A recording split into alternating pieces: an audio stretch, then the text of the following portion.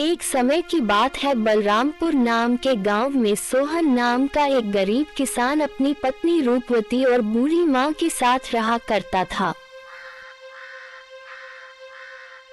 सोहन की एक छोटी सी बेटी थी जिसका नाम मुन्नी था। सोहन अपने परिवार का भरण पोषण गांव के मुनीम जी के यहाँ मजदूरी करके करता था। सोहन का घर का गुजारा बहुत मुश्किल से हो पाता था। सोहन के पास थोड़ी सी जमीन थी जिस पर रूपवती दिन भर मेहनत करके तरह तरह के फसल उगाती और गांव के बाजार के दिन सब्जियां और फल बेचा करती थी। सारे बलरामपुर वासियों रूपवती से ही सब्जियां और फल खरीदते थे। ले लो फल और सब्जी ले लो, ताज़ा ताज़ा सब्जी ले लो, हरी भरी फल और सब्जी ले लो, सिर्फ 20 रुपए फल और सब्जियां ले लो। रूपवती कैसी हो? घर में सब ठीक तो है ना? और मुन्नी कैसी है? मदन काका, मैं ठीक हूँ और घर में भी सब ठीक ही है और मुन्नी भी बिल्कुल ठीक है काका। और बताओ आज बाजार कैसे आना हुआ और काकी कैसी है? क्या बताऊं रूपवती, तुम्हारी काकी किसी काम से दूसरे गांव गई है, इस कारण रसोई का सारा काम मुझे ही करना पड़ रहा है। तो सोचा क्यों ना आज बाजार से सारा सामान लेते चलूं। अच्छा तो ये बात है। रूपवती तुम ये बताओ टमाटर कैसे किलो बेच रही हो? वही रोज की तरह 20 रुपए ही बेच रही हूँ। अच्छा ऐसा करो रूपवती, मुझे 1 किलो टमाटर दे दो। क्यों नहीं काका, अभी देती हूँ। इतना कहकर रूपवती मदन काका को 1 किलो टमाटर दे देती और बदले में मदन काका से पैसे ले लेती है। रूपवती के खेत में एक पुराना कुआं भी था जो सालों भर सूखा ही रहता। उस कुएं में एक बूंद पानी भी नहीं था।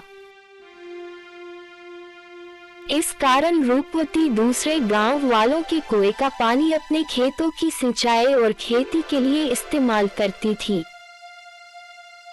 अपने कुएं से पानी लेते देखकर कुएं का मालिक हरिदास को रूपवती से बहुत जलन होती थी।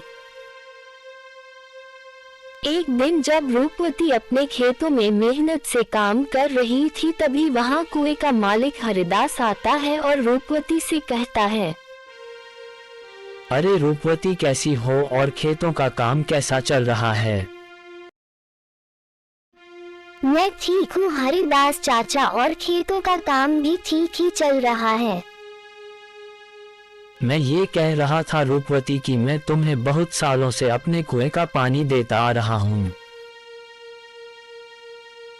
अब मैं तुम्हें अपने कुएं का पानी नहीं दे सकता क्योंकि गर्मियों का समय आने वाला है और मेरे कुएं में पानी बहुत कम हो गया है। लेकिन हरिदास चाचा, अभी तो गर्मियों का समय आने में 2-3 महीने बाकी है। तब तक मैं अपनी खेतों का काम कैसे करूंगी, आप ही बताइए। मैं कुछ नहीं जानता रूपवती, ये तुम्हारी दिक्कत है, तुम अपना समझो। मैं तुम्हें अपने कुएं का पानी नहीं दे सकता। ये सुनकर रूपवती मन ही मन बहुत दुखी हो जाती है और घर जाकर अपने पति सोहन को सारी बातें बताती है। यह क्या हो गया भाग्यवान, ये क्या परेशानी आ पड़ी? अब हमारा घर का गुजारा कैसे होगा? आप चिंता ना करें, कोई ना कोई हल जरूर निकलेगा।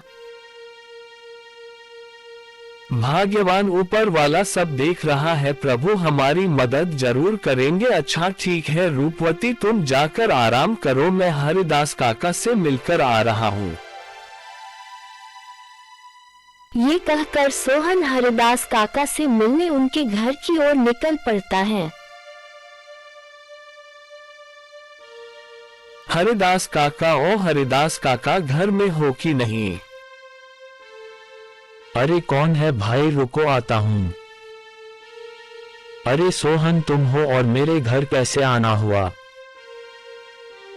हरिदास काका, मुझे रूपवती ने बताया कि आपने हमें कुएं का पानी देने से मना कर दिया। हाँ सोहन, ये बात सच है कि मैंने रूपवती को अपने कुएं का पानी लेने के लिए मना कर दिया। ऐसा क्या हो गया हरिदास काका जो आपने कुएं का पानी भरने से मना कर दिया? देखो सोहन, मैं तुम्हें कई सालों से अपने कुएं का पानी देता आ रहा हूं और इस बार गर्मियों का समय आने वाला है।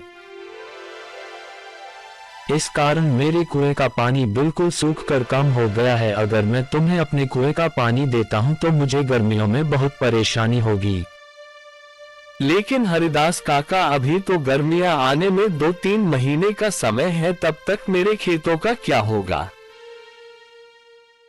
मैं कुछ नहीं जानता। सुनो, मैंने रूपवती को भी कहा था कि यह तुम्हारी समस्या है। मैं तुम लोगों को अपने कुएं का पानी नहीं दे सकता। हरिदास काका को कुएं का पानी देने के लिए सोहन मनाने की बहुत कोशिश करता है, लेकिन हरिदास नहीं मानता है। फिर सोहन दुखी होकर थक हार कर घर की तरफ निकल पड़ता है। क्या हुआ? हरिदास काका ने क्या कहा?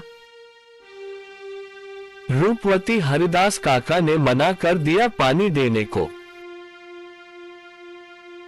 कह रहे थे अगर मैं तुम्हें पानी देता हूं तो मुझे गर्मियों में बहुत परेशानी होगी। पानी के बिना क्या होगा भाग्यवान, हमारे सारे खेत तो सूख जाएंगे और हमारा गुजारा कैसे होगा? अच्छा, वह जो हमारा पुराना कुआं है उसको खुदवाने में कितना खर्च लगेगा भाग्यवान? 500 तो लग ही जाएंगे। अरे हमारे पास इतने पैसे तो नहीं है। अच्छा, अगर मैं खुद से ही कुएं को खोद दूं तो? आपसे नहीं हो पाएगा। अब कुआं मिस्त्री खोद लेगा तो मैं क्यों नहीं कर लूंगा। अच्छा भाग्यवान, कल सुबह सुबह दोनों कुएं के पास चलेंगे और कुआं खोद कर देखेंगे।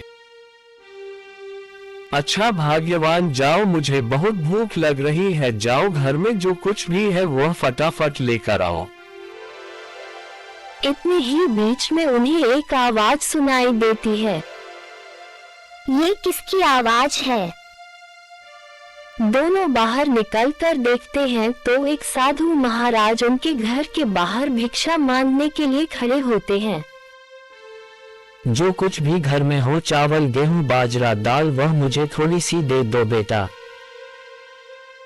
साधु महाराज, हम सब पहले से ही इतने गरीब हैं, हम जैसे तैसे करके अपना जीवन गुजार रहे हैं, ऐसे में हम आपको कहां से दान दें? सोहन की स्थिति देखकर बाबाजी समझ चुके थे और बोले, कोई बात नहीं बेटा, अब मैं चलता हूँ, किसी और के घर में भिक्षा मांग कर खा लूंगा। अरे रूपवती, हमारे घर में बाबा को देने लायक कोई भोजन है क्या? हमारे घर में बाबा को देने लायक कुछ भी नहीं है, केवल थोड़े से चावल थे जो तुम्हारे लिए बचा कर रख दिए थे। अगर वह बाबा को दे देंगे तो तुम्हें भूखा रहना पड़ेगा। भाग्यवान, जाओ और मेरे हिस्से का भोजन है वो बाबा को दे दो। अगर मैंने आपके हिस्से का चावल बाबा को दे दिया तो तुम्हें भूखा रहना पड़ेगा। तुम उसकी चिंता मत करो भाग्यवान। वैसे भी अगर मैं बाबा को भूखा जाने दूंगा तो मेरे गले से भोजन नहीं उतरेगा। जाओ, वह भोजन देकर आओ।